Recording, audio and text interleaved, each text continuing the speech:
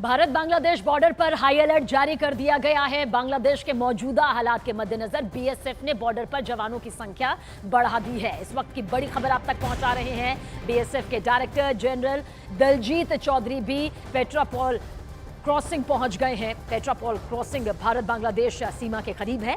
DG BSF Daljit Chaudhary ने कल Bharat Bangladesh border पर मौजूद सुंदरबन इलाके का दौरा भी किया था। सूत्रों के मुताबिक अभी भारत बांग्लादेश सीमा पर स्थिति पूरी तरह सामान्य है, लेकिन घुसपैठ की आशंका के चलते बॉर्डर पर हाई अलर्ट जारी कर दिया गया है। बीएसएफ लगातार बॉर्डर गार्ड्स बांग्लादेश के संपर्क में है और दोनों तरफ से जरूरी सूचनाएं एक दूसरे के साथ में साझा की जा रही है। तो बांग्लादेश में इस वक्त जिस तरह के हालात बिगड़े हुए हैं, नया परिवर्तन जो है वो सियासी तौर पर दिखाई दिया है। कल शेख हसीना ने प्रधानमंत्री पद से इस्तीफा दिया, उसके बाद भारत की तरफ रुख किया। ऐसे में बॉर्डर पर किसी भी तरह की जो हलचल है उस पर नजर लगातार बनी हुई है। और बांग्लादेश के साथ भारत में कुल 4096 किलोमीटर सीमा यहां पर ये साझा करता है। जानकारी आपको कुछ दे देते हैं बॉर्डर से जुड़ी हुई। भारत के पश्चिम बंगाल, असम, मिजोरम, मेघालय और त्रिपुरा के साथ बांग्लादेश की देखिए सीमा लगती है। इस मैप के जरिए आप समझिए, इनमें बांग्लादेश की 2217 किलोमीटर सीमा अकेले पश्चिम बंगाल के साथ यहां पर लगती है, जो कि आपको इस जुड़ाव के साथ नजर भी आ रही होगी। और इसी के साथ बीएसएफ ने बॉर्डर पर जवानों की संख्या जो है वो कई गुना बढ़ा दी है। तो इस वक्त की बड़ी खबर भी आप तक पहुंचा रहे हैं, किस तरह से बॉर्डर पर जवानों की संख्या बढ़ाई गई है और साथ ही साथ किस तरह से कई किलोमीटर, हजारों किलोमीटर तक का ये जो बॉर्डर है भारत बांग्लादेश का, जो एक जुड़ाव के साथ यहां पर नजर आता है, जिस पर किसी भी तरह की घुसपैठ ना हो, किसी भी तरह की अनैतिक हलचल ना हो, उसके लिए जवानों की जो संख्या है वो बढ़ा दी गई है। बांग्लादेश में तख्ता पलट हो चुका है, सेना के हाथ में जो कमान नजर आ रही है। ऐसे में भारत के साथ जो रिश्ते हैं उसे लेकर तो नजर बनी हुई है, लेकिन बॉर्डर पर जो हलचल है उस पर भी खास तौर से सैनिकों की तादाद को बढ़ा दिया गया है। बीएसएफ के डीजी ने बॉर्डर का दौरा भी यहां पर किया। सभी आला अधिकारियों की नजरें यहां पर टिकी हुई हैं। और आखिर बांग्लादेश में देखते ही देखते ऐसा क्या हुआ कि शेख हसीना सरकार को इस्तीफा देना पड़ा और भारत की शरण यहां पर लेनी पड़ी। दरअसल दावा यह किया जा रहा है कि बांग्लादेश में बगावत के जो शोले उठे उनके पीछे 3 किरदार हैं। कौन है वो किरदार, इस रिपोर्ट के जरिए आप देखिए।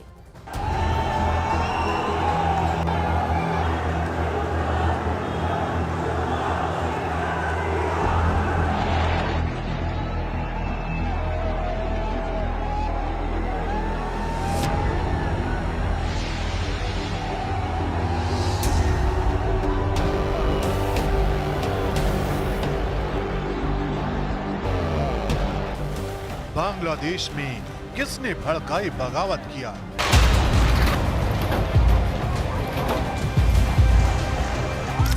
किसके इशारे पर बांग्लादेश में उग्र हुआ आंदोलन?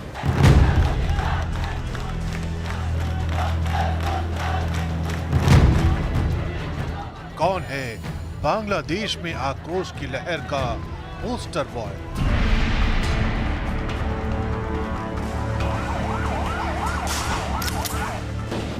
ये जलते हुए बांग्लादेश की तस्वीरें हैं। ये उस बांग्लादेश की तस्वीरें हैं जहां आरक्षण की आग में शेख हसीना की राजनीति का अतीत और वर्तमान जलकर राख हो गया।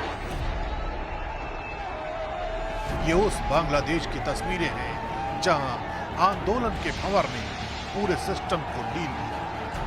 लेकिन सवाल यही है कि आखिर बांग्लादेश में मचे इस हाहाकार के पीछे कौन है? किसके इशारे पर बांग्लादेश में ऐसी सत्ता विरोधी लहर आई कि शेख हसीना का राजनीतिक करियर उसमें तबाह हो गया? इन सवालों के जवाब 3 किरदारों के इर्द गिर्द घूमते हैं, नाहिद असलाम, आसिफ महमूद और अबू बकर। ढाका यूनिवर्सिटी के ये वो 3 छात्र हैं जिन्होंने बांग्लादेश में इतना बड़ा आंदोलन खड़ा कर दिया कि शेख हसीना को इस्तीफा देकर और देश छोड़कर जाना पड़ा।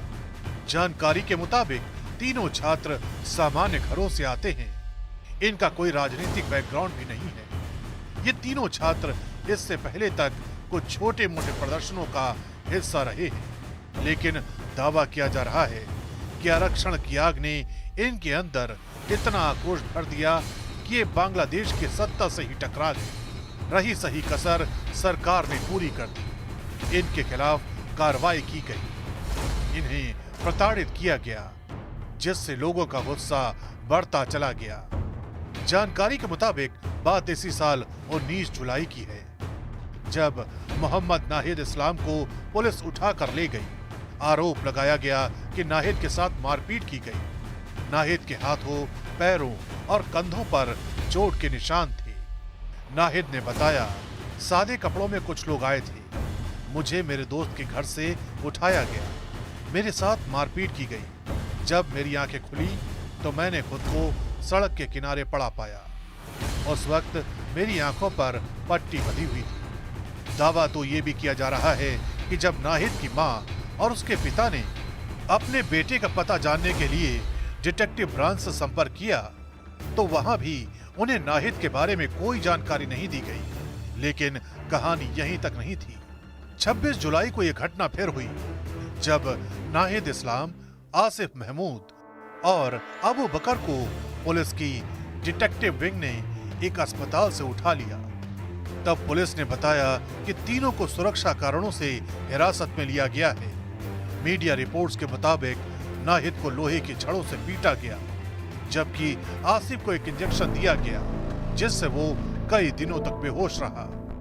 আমরা সকালের মধ্যেই আমরা এই সরকার গঠনের প্রক্রিয়া দেখতে চাই।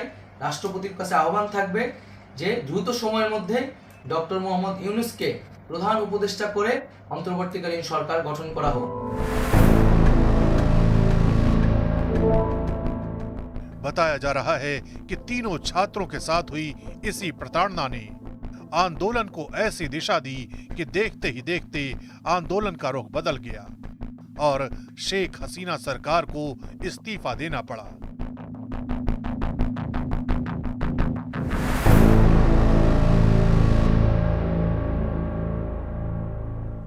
बांग्लादेश में बवाल और तख्ता पलट के बाद भारत लगातार बांग्लादेश के हालात पर अपनी पैनी नजर बनाए हुए है। विदेश मंत्री एस जयशंकर आज दोपहर 2:30 बजे राज्यसभा और दोपहर 3:30 बजे लोकसभा में बांग्लादेश पर बयान देने वाले हैं, जिस पर नजरें यहां पर टिकी हुई है, क्योंकि हर कोई जानना चाहता है अब कि आखिर बांग्लादेश को लेकर, शेख हसीना को लेकर भारत का क्या कदम यहां पर होगा, क्या एक्शन वो लेगा। वैसे इसके पहले कांग्रेस नेता मनीष तिवारी ने लोकसभा में बांग्लादेश का मुद्दा जरूर उठाया। वहीं इसके पहले सुबह बांग्लादेश के हालात को लेकर सर्वदलीय बैठक भी हुई।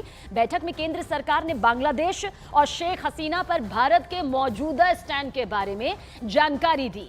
केंद्र सरकार के स्टैंड पर विपक्ष ने सहमति भी जताई है।